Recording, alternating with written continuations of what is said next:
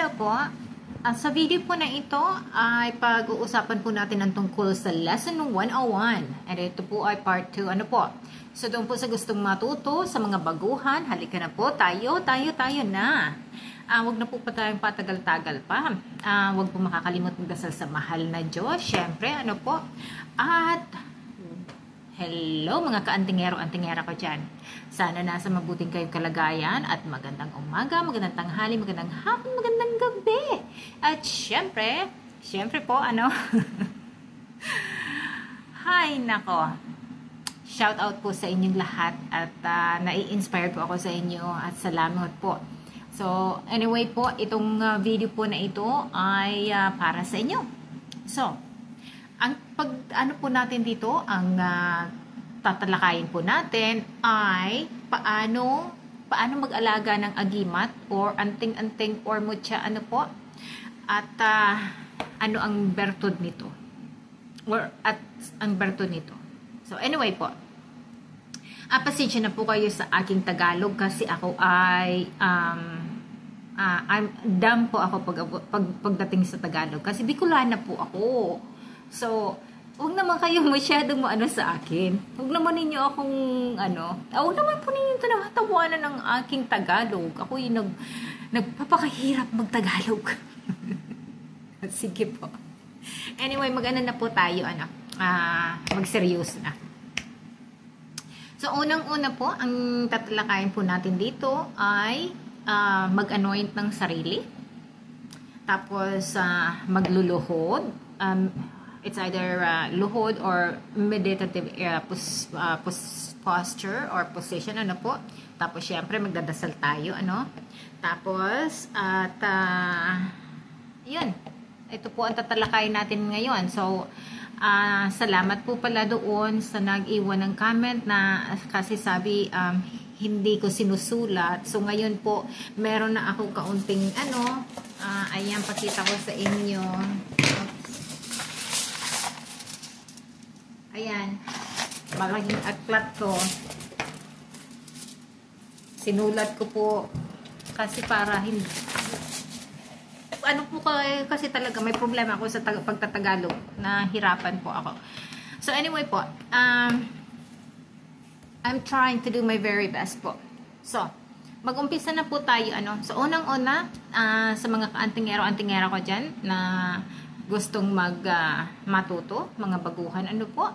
So, halina po tayo. Siyempre, again, yung sa last video ko po, sabi ko, dapat meron kayong mga halimbawa yung uniform or yung damit na gagamitin ninyo sa inyong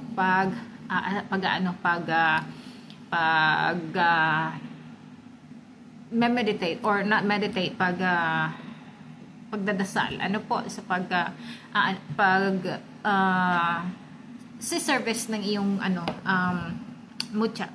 So anyway po, so ang unang-una pong gagawin at kailangan ninyo ng 3 kandila.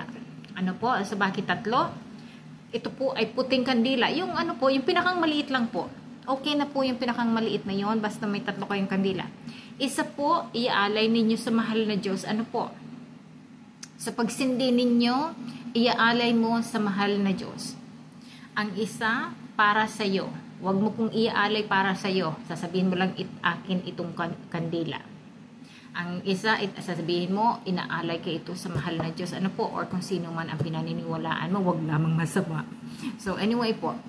So, tapos yung isa para sa iyo. Ngayon, ang ang isa naman inaalay mo para sa sa mutya mo, agimat or anting-anting. Po? So, yung kaya may 3 ka.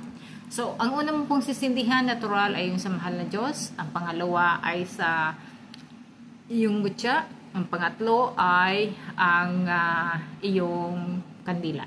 So, dapat po may 3. So, ayan, andyan na po. Make sure po na safe kayo at hindi masunog ang iyong bahay o hindi ka masaktan.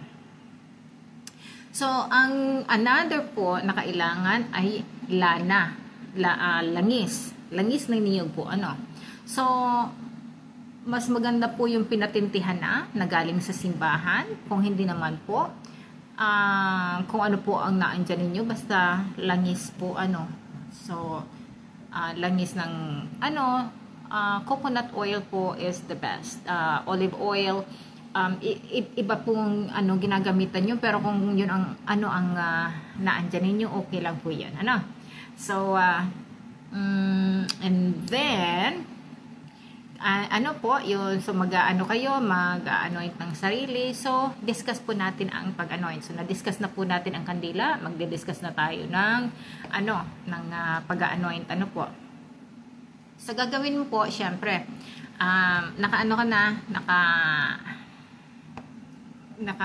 nasa quiet room ka na po, or nasa ka man, nasa tabing dagat, or nasa bundok, or kahit saan ka man pong lugar, kahit sa kwarto mo, basta ka na po, yung quiet na po, walang sa'yo, manggugulo. Walang tugtog, walang ganun po. So, kasi kailangan mo po ng quiet talaga. So, anuhin mo po yung langis, halimbawa, wala akong yung langis po, halimbawa po yung langis, so, ganunin mo yung langis. Tapos, lagyan mo, ang unang-una mo pong lalagyan, lagyan mo po yung paa mo, yung paa, ilalim po ng paa. So, halimbawa, ito po yung paa mo, so, dito, pa-cross po, pa-cross. Tapos, yung another naman na paa mo, pa-cross po. Yung dapan-dapan sa Bicol, so, yung pangyapak po, yun ang aanuhin mo. Aanoin mo, ganon. So, pag mo na po, na-anoint mo na yung paa mo, yung likuran po ng tuhod mo, i-anoint mo po yun. Pa-cross din po, ang lahat po ay pa-cross, Tapos, pa-cross dito sa likuran po, dyan, dito sa may luong, cross din po dyan. Tapos, dito po, cross dito, tapos dito, cross dito. So, sa lahat po na alam mong, yung pulso-pulsuhan, lagyan mo po ng mga cross, So, ngayon po, ang gagawin mo na naka-anoint mo na yung sarili mo, magluhod ka na po kung kailangan mong magluhod, or naka-meditate ka po, yung nakaupo ka na nakaikis yung paa, okay po yun. Basta, yung yung peaceful po yung mo, yung komportable ka rin po, So, ngayon, magdadasal po tayo. Ang topic po natin sa dasal na ito ay 4 ang gagawin natin. Isang Ama Namin, isang I Believe, isang Ginoong Maria, isang Glory Be. Ngayon po, dadasal ko po ito sa Bicol kasi Bicol po ang alam ko. So, iyan po, idasal ninyo sa mga lingwaheng alam ninyo at kung yun po ang komportable sa inyo. Po? So, ngayon po, isang Ama Namin, isang Ama Namin, 3 I Believe. Ngayon po, sa pagdating po dyan sa sa papakinggan po ninyong masyado ang I Believe. Kasi sa dasal ko po, titigil ako doon sa ipinako. Pagdating po doon sa ipinako, may sasabihin tayo. So, papakinggan niyo pong masyado yung i-explain ko pagdating sa ipinako. Po? Ngayon, tapos, saka mo na, itutuloy ang, Ngayon, so, 3 I Believe po, 3, tapos 3 Glory Be, ay 3 Aba Ginoong Maria, and then, towards at the end po ay 3 I Believe. So, ngayon, so anyway po, mag-ano na po tayo, magdasal na. So, magdadasal po ako ng para sa ng Bicol, po. Ngayon po, ang pag-cross po natin ay sa noo. Po, simula sa noo, sa pusod, po dito sa ganyan. Ngayon po, wag po tayo mag-cross na dito tapos ganyan. Ganyan kasi po yun, suwi yun, yung upside down po yun, Kaya yung magiging suwi yung natin, yung cross natin, kasi tingnan niyo ganyan, tapos dito, tapos ganyan. Di suwi po kasi mas mahaba ito saka dito, kaysa dito, saka diyan, po. Pero kung dito, saka sa pusod, ayan, diretso yung cross natin talaga, So, ngayon po, mag-umpisa na po tayo ng dasal, So, Mag-cross po ako, no? Sa ngalan Diyos Ama, Diyos Aki, Diyos Espiritu Santo. Amen. Ano po? So, ngayon, kung ano man po, hawak mo po yung medalyon mo, ano? Hawak mo yung mutya mo, hawak mo yung kung ano aman ang dadasalan mo. Ito po, kasi hindi ko pa po ito ginagamit. So, kaya ito ang dadasalan ko ngayon. Ginagawa ko lang po itong example, ano. So, kasi ito po yung yung cross. So, ito po ang anohan ko. So, ngayon, ganyan po, ano. So, mag-uumpisa na po ako dasal. Okay?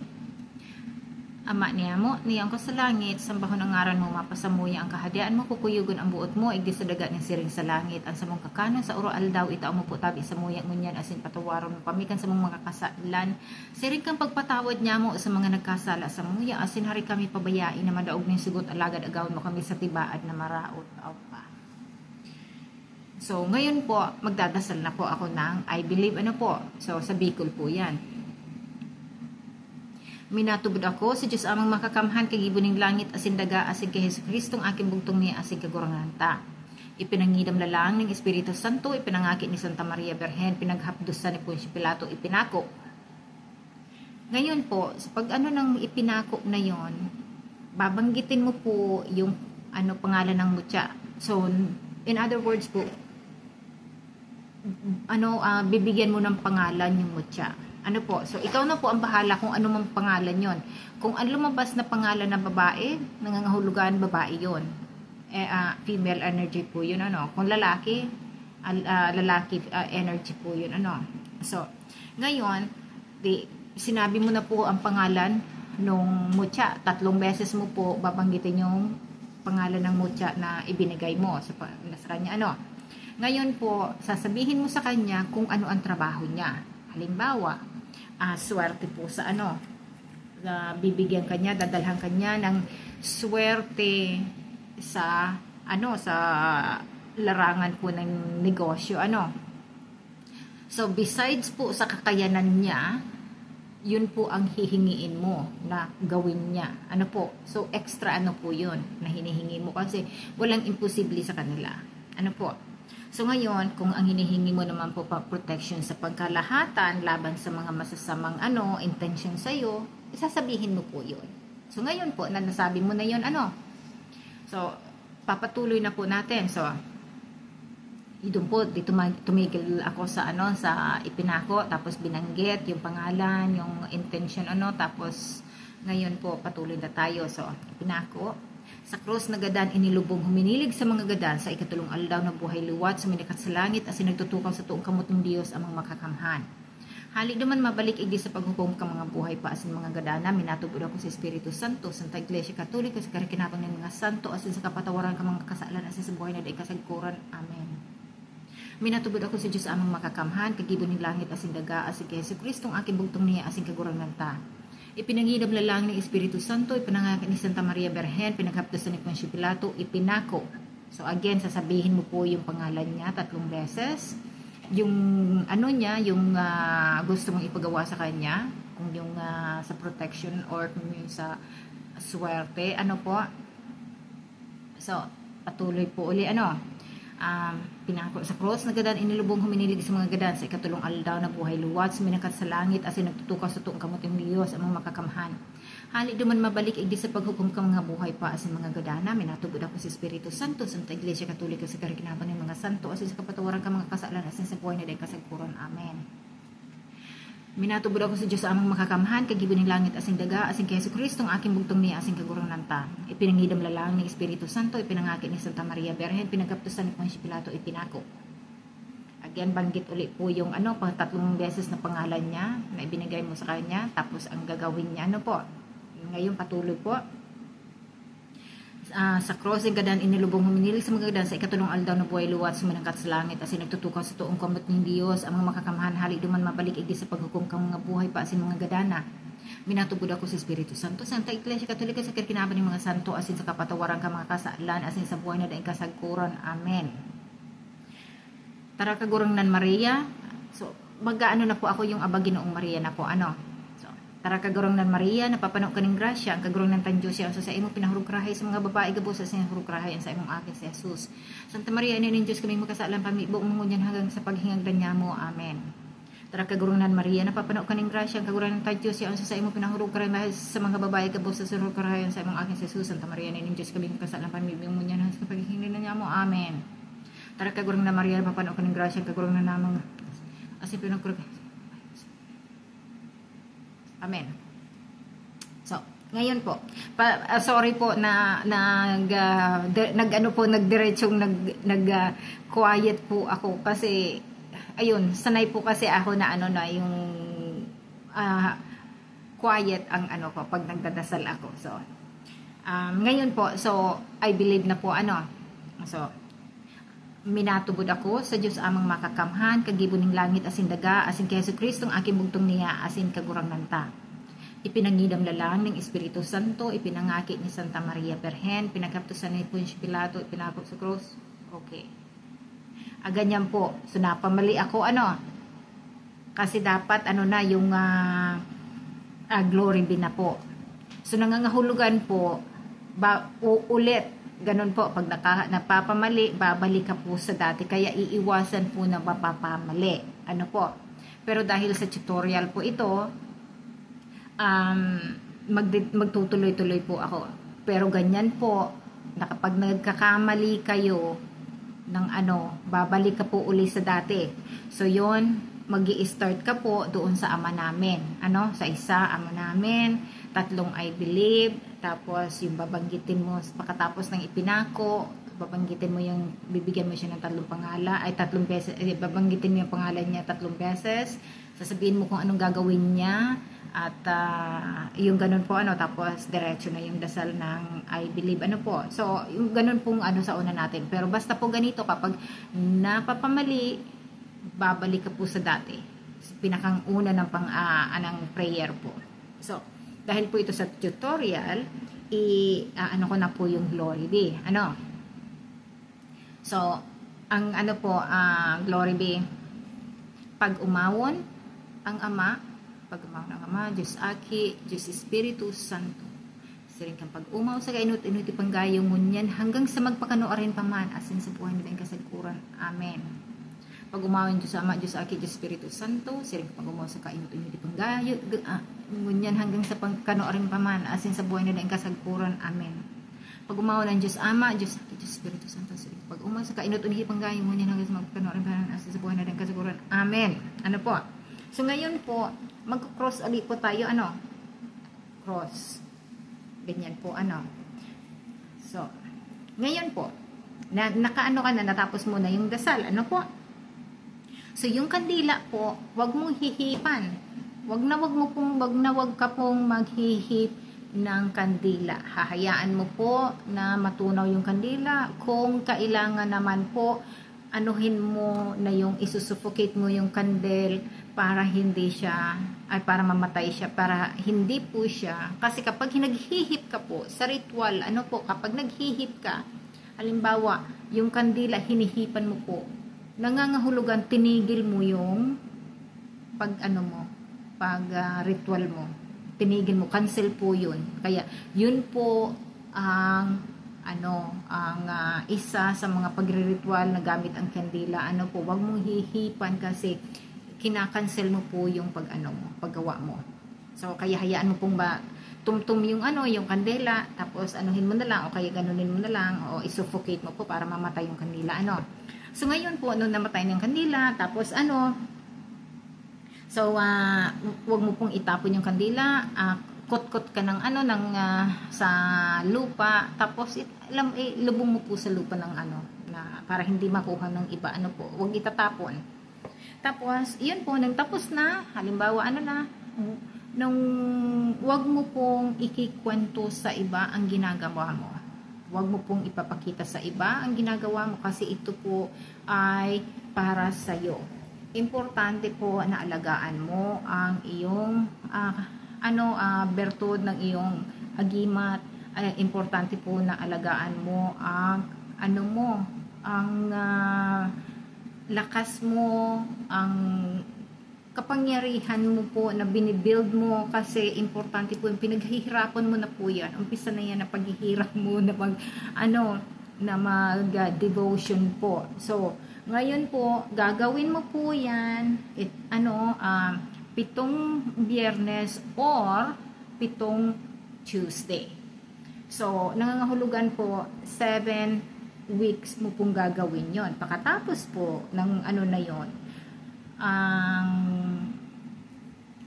nito, na mo na siya, na prepare mo na ang sarili mo at ang mutya at ang universe na ngayon pwede ka na pong mag-umpisa ng 49 days. So yun, mag-umpisa ka na ng 49 days at tapos sa next video ko na po i-explain yun. So step by step. So anyway po, maraming salamat po at see you sa next video ko po.